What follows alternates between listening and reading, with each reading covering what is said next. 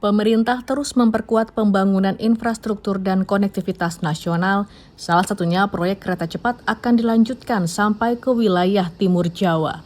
Hal itu diungkapkan Menteri Koordinator Bidang Infrastruktur dan Pembangunan Kewilayahan Agus Harimurti Yudhoyono (AHY) di Bandung, Rabu 5 November. Menurut AHY, arah pembangunan nasional saat ini adalah memperkuat konektivitas antar pulau dan tidak terbangun secara sepotong-sepotong.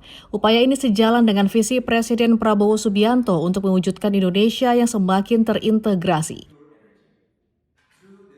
Jadi intinya adalah dengan mereaktivasi jalur-jalur kereta, sekali lagi bukan hanya kereta cepat, tapi juga bukan hanya Jawa, karena kita diminta untuk terus mengembangkan Trans Sumatera misalnya, Trans Kalimantan, Trans Sulawesi, karena memang komoditas hasil bumi juga perlu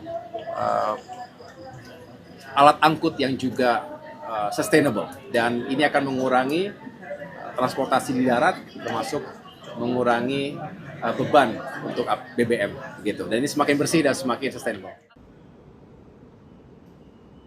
AHY menambahkan bahwa pemerintah tengah berupaya merampungkan perencanaan teknis dengan melibatkan berbagai pihak, termasuk akademisi dan pelaku usaha. Diharapkan penguatan konektivitas ini dapat menjadi tulang punggung perekonomian nasional.